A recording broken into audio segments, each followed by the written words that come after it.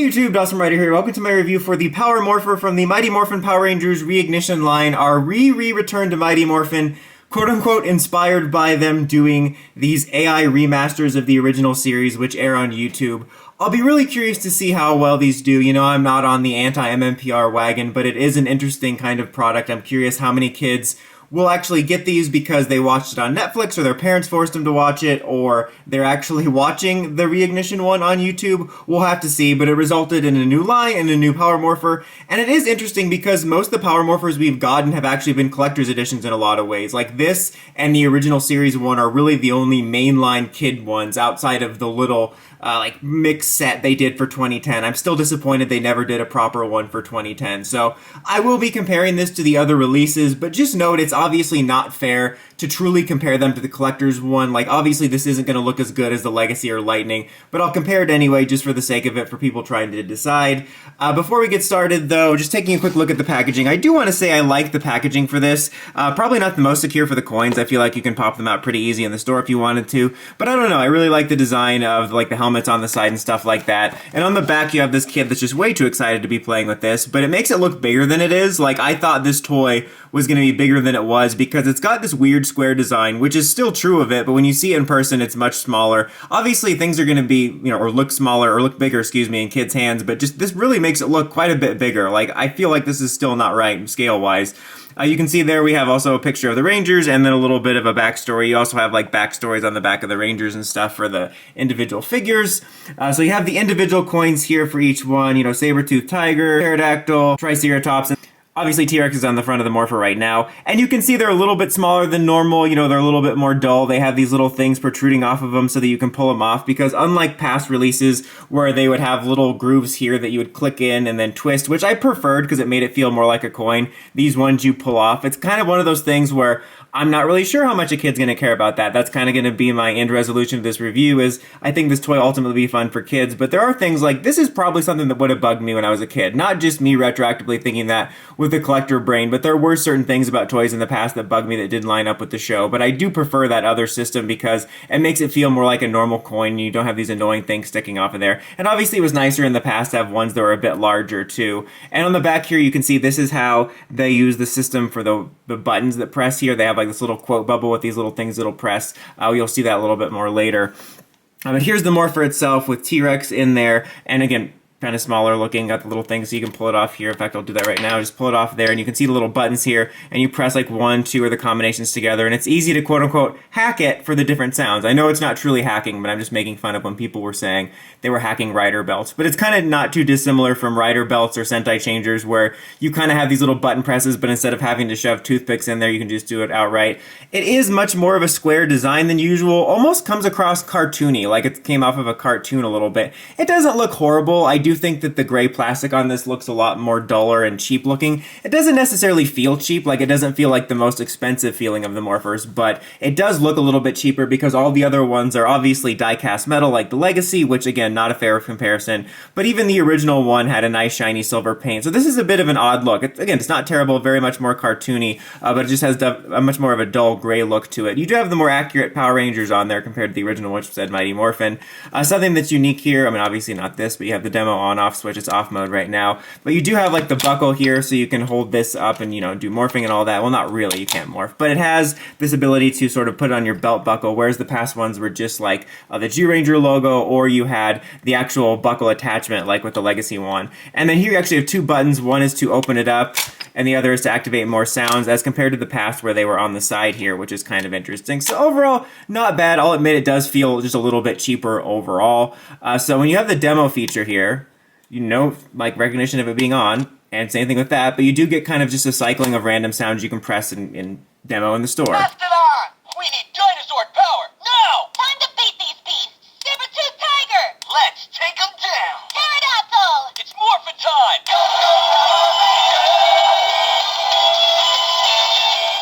Tyrannosaurus! Triceratops! Tyrannosaurus! Let's take them down! So that's kind of a sampling, but then you put it on mode, and when you press it open, it's not Morphin time! it's just going to do that generic Morphin time thing, which it pretty much does for all of them. But then you can also cycle through random noises here. Saber-Tooth Tiger! Time to beat these beasts! Triceratops!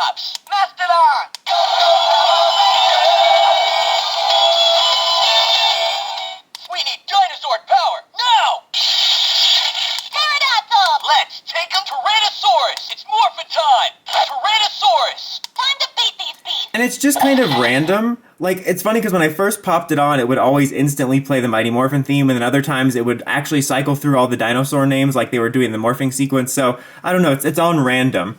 And like I said, you can sort of kind of quote-unquote hack this by pressing it, and it's worth noting here at the beginning that it does show that you have ones for Dragonzord and for White Tiger. Gee, wonder who that is. Dragonzord! It's Morphin time! Dragonzord! Yeah! It's Morphin time! Dragonzord! And then if you press, I think it's these two down together. Let's get him! Tigerzord! It's Morphin time! Tigerzord! Hey-ya! Let's get him!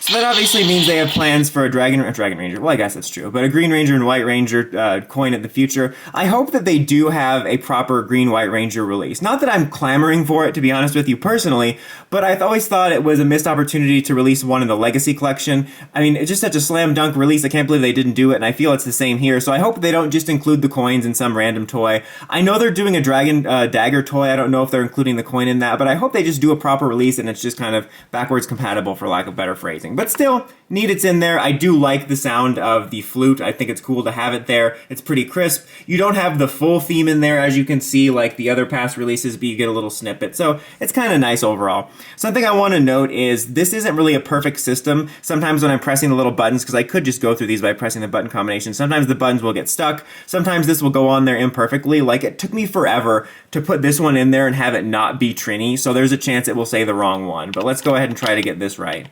We need dinosaur power now! Tyrannosaurus! It's Morphin time! We need dinosaur power now! Said that already, man. Tyrannosaurus! You also said that. It's new material. Hi-ya!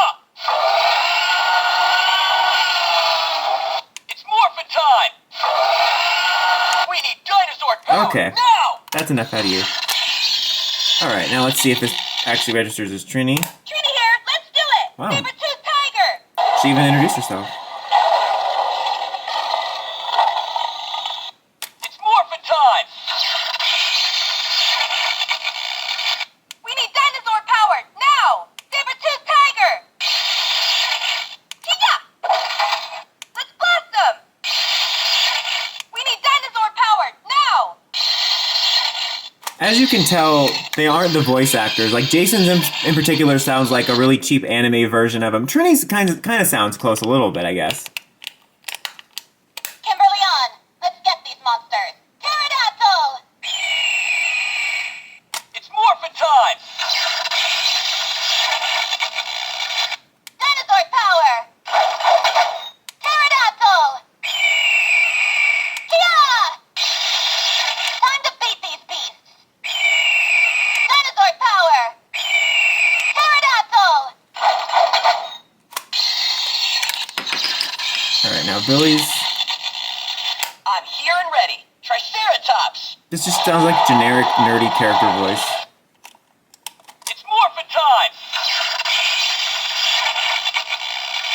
Dinosaur power! It's so generic, it's like, dinosaur power! Triceratops! Yeah! I'm here and ready. Dinosaur power! Alright. And now we have Zack. Zack here. I'm ready to rock. Mastodon! It's Morphin time. Mastodon! Yeah! Let's take him down. It's Morphin time. Alright. I went ahead and put back T-Rex's coin just because that's the one I have all the other ones for comparison. So here it is next to the original release. It's obviously a little bit bigger, just has a boxier design. And obviously this thing is a lot more robust sound-wise. Like I think this one's a lot more fun. This one just makes beeps and boops and lights. You obviously have the more accurate Power Rangers, whereas Mighty Morphin Power Rangers wasn't on there in the show. Like it either said Power Rangers or Jew Ranger, and you have like the stickers on there.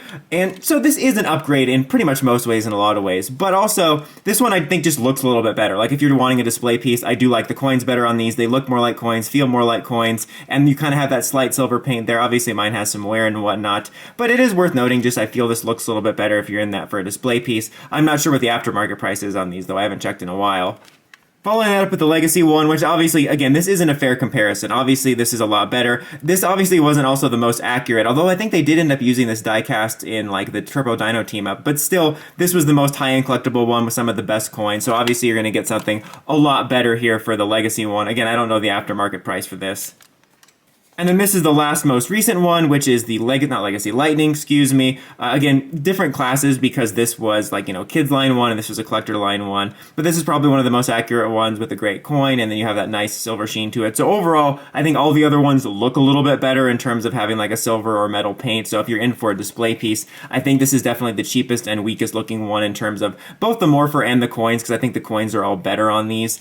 But I don't know, this is kind of a mixed bag for me because I have issues with it, but it's a kid's toy. This isn't something I would recommend to collectors if you want like the best display piece. Like I think any of the other three ones I showed you would be good if you're wanting one of the more accurate looking ones for your collection. But they're also hard to get a hold of. Like I know some of them are expensive on the aftermarket. Like this release I would have killed for years ago around when 2010 came out because I hadn't added the classic one to my collection yet because these were so expensive and you can only get them often in the set with the Blade Blaster. So even though this isn't perfect, I would have killed for it. So if you are desperate for one and you don't feel like hunting one on eBay now or later, this isn't terrible, honestly, and it does have a lot of sounds to it. I wish they could have been the actual actors somehow. It's kind of sucky to have the royalty-free versions, and I wish that when you did the main Morphin, they all had their individual voices for its Morphin time, because it seems like each of them, or at least some of them, has it, so it sucks to have the generic character say it all the time. And it's not the best sounds, but this is a toy I think will be really fun for kids. I think the kids will really get a kick out of it. It lets them do the main function for the show. They have a lot more sounds than the original one,